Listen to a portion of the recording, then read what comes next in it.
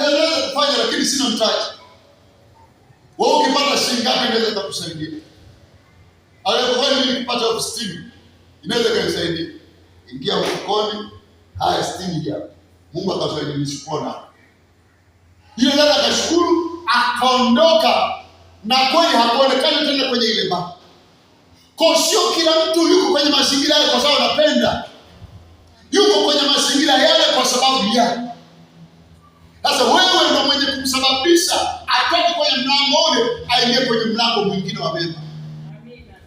Mungu wetu asifiwe. Amen. Huo mshahara unaopata, hiyo hela unayoipata sio ya kwako peke yako. Mwambie jirani yako, hiyo hela ulionayo sio ya kwako tu. Saa zingine Mungu anapitisha kwako hela ya wengine. Wewe ni mlango wa baraka kwa wengine. Sasa sio kila kitu. Akikupa mtu milioni moja, akakupa 200,000 au 50,000. Usifikiri ya kwako. Sasa nenda kapige magoti. Mungu nakushukuru kwa ile. Nilikuwa na rafiki yangu mmoja mwana maombi. Mungu akamkumbuka, akampa hela fulani.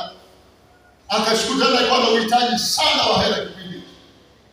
Akaenda kupiga magoti kumshukuru Mungu. Anamshukuru Mungu, baada ya kumsikiza vizuri Mungu. Mungu akasema hiyo hela sio ya kwako, ni ya kaburi. Nimefika mimi pale tunaenda kwenye maombi.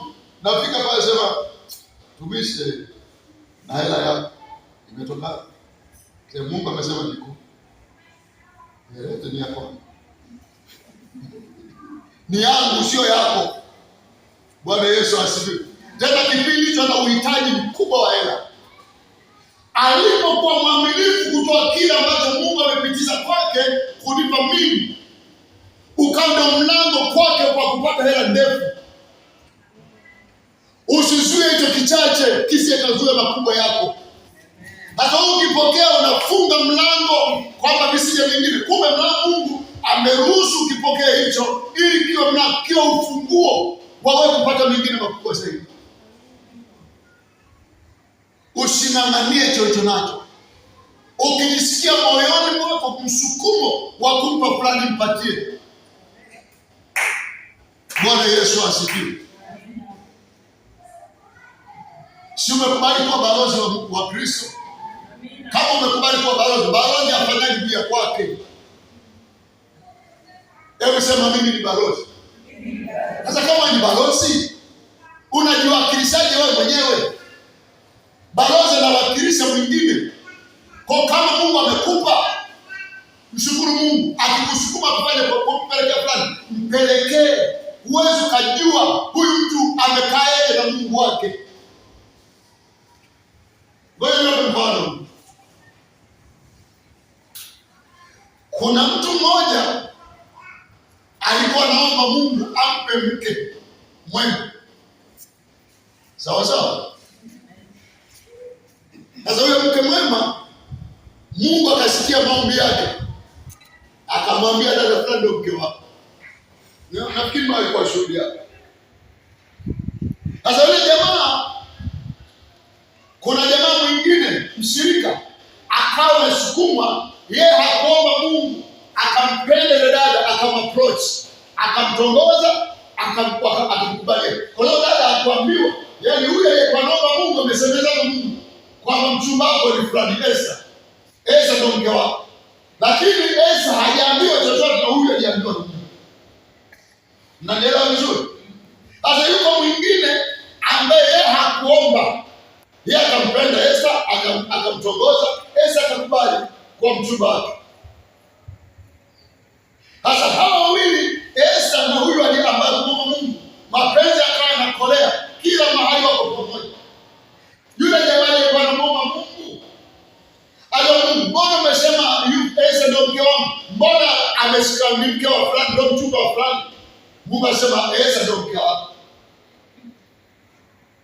Bwana Yesu asifiwe. Sasa ili Mungu kulithibitisha neno, yule jamaa ambaye alitongoza tu kwa akili yake, akajisikia tu jamani kichwa kinaniuma, kwa hiyo sasa kalazwa, kesho kuto baada ya siku 3 akaondoka duniani. Ili Esther katikati kwa niliomba. Kwa uwe makini hasa ndani ya kanisa. Mimi naomba nyumbani kwangu, Mungu naomba nipe pesa, naomba nipe suti, naomba nipe gari, naomba nipe kiatu. Naomba kwa Mungu. Mungu anasemezana mimi chumbani kwangu, kama nimekusikia nitakupatia.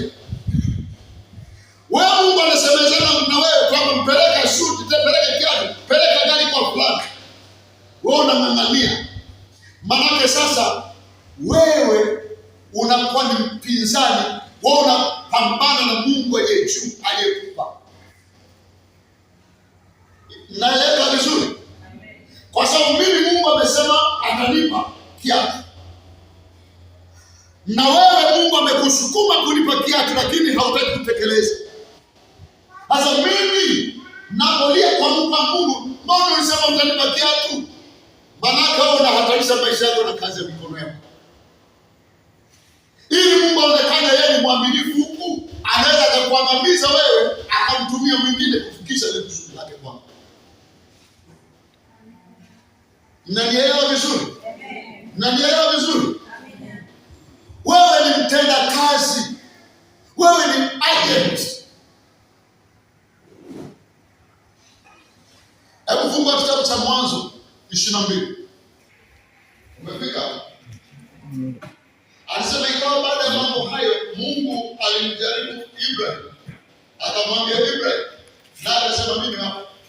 Akasema umchukue mwanao, ukaende zako mpaka nchi ya Moria, ukamtoe sadaka ya kuteketezwa huko juu ya mlima mmoja wapo utakao kukwambia. Ibrahim akaondoka alfajiri, akatandika punda wake, akachukua vijana wawili pamoja naye na Isaka mwanawe, akachanja kuni kwa ajili ya hiyo sadaka ya kuteketezwa. Akaondoka akaenda mpaka mahali alipoambiwa na Mungu. Siku ya tatu Ibrahim akainua macho yake, akaona mahali pakali mbali. Ibrahim akawaambia vijana wake, kaeni ninyi hapa pamoja na punda, na mimi na kijana tutakwenda kule tukaabudu na kuwarudia tena. Basi Ibrahim akazitoa kuni za hiyo sadaka, akamtwika Isaka mwanawe, akatoa moto na kisu mkononi mwake, wakaenda wote wawili pamoja. Isaka, mstari wa 7 anasema, Isaka akasema na Ibrahim baba yake akinena, babangu. Na akasema, mimi hapa mwanangu. Akasema, tazama moto upo na kuni zipo, lakini yuko wapi mwana-kondoo kwa sadaka ya kuteketezwa? Ibrahim akasema, Mungu atajipatia mwana-kondoo kwa hiyo sadaka, mwanangu. Basi wakaendelea wote wawili pamoja. Bwana Yesu asifiwe. Ibrahim alikuwa anahitaji kuwa na watoto. Kipindi hicho Sara ni tasa. Sasa Mungu akampa Sara ujauzito, akampa mtoto ambaye akapatikana Isaka kwa maombi mazito kwa miaka mingi. Maana Isaka amepatikana wakati Ibrahim ana miaka 100 na Sara akiwa na miaka 90. Maana kati ya Sara na Ibrahim walipishana miaka 10. Mungu wetu asifiwe. Wanakwenda kupeleka sadaka. Hivi nikuulize swali.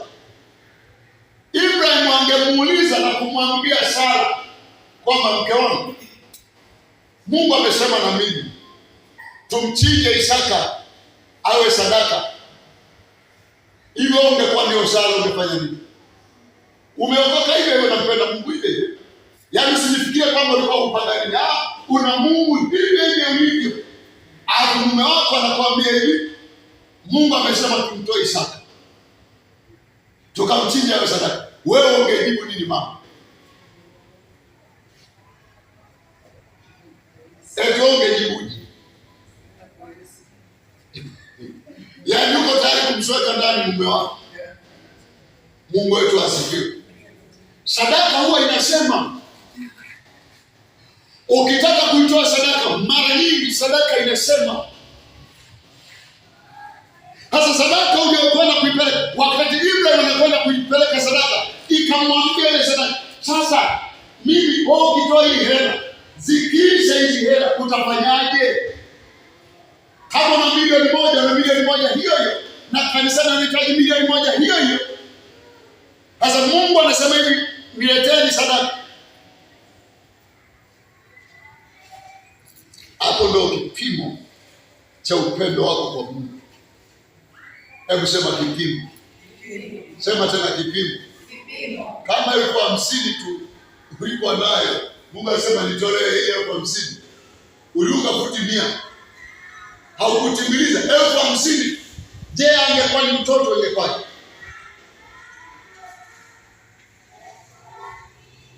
Hebu angalia mstari wa 17. Mwanzo hiyo hiyo.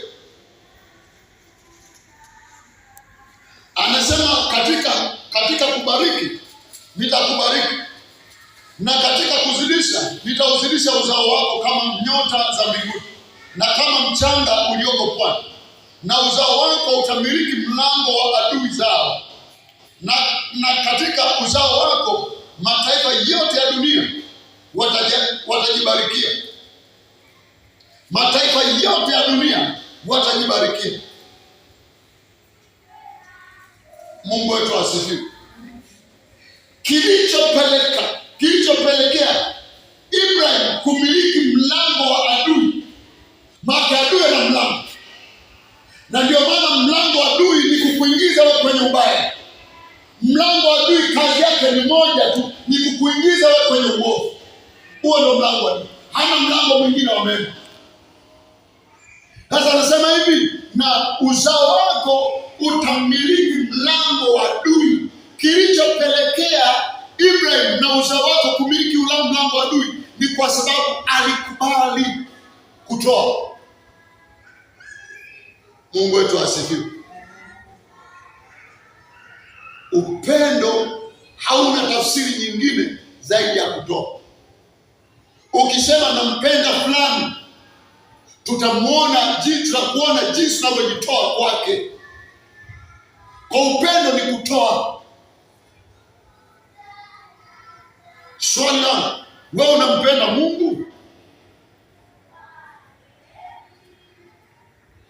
Unampenda kwenye maombi, unampenda kwenye uimbaji, lakini ikifika mahali maeneo fulani inakuwa ni changamoto. Bwana Yesu asifiwe. Mlango. Hakikisha milango yote unaifunga adui asiwe na nafasi ya kuingiza chochote. Naomba tusimame.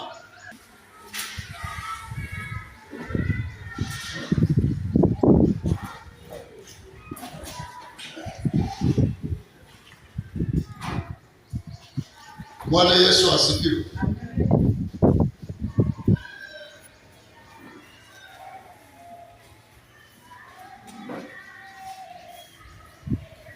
Anasema mlango wa kufanikiwa umefunguliwa, mlango wa kufaa, mlango wa fursa uko wazi, lakini wengi wako wapinga.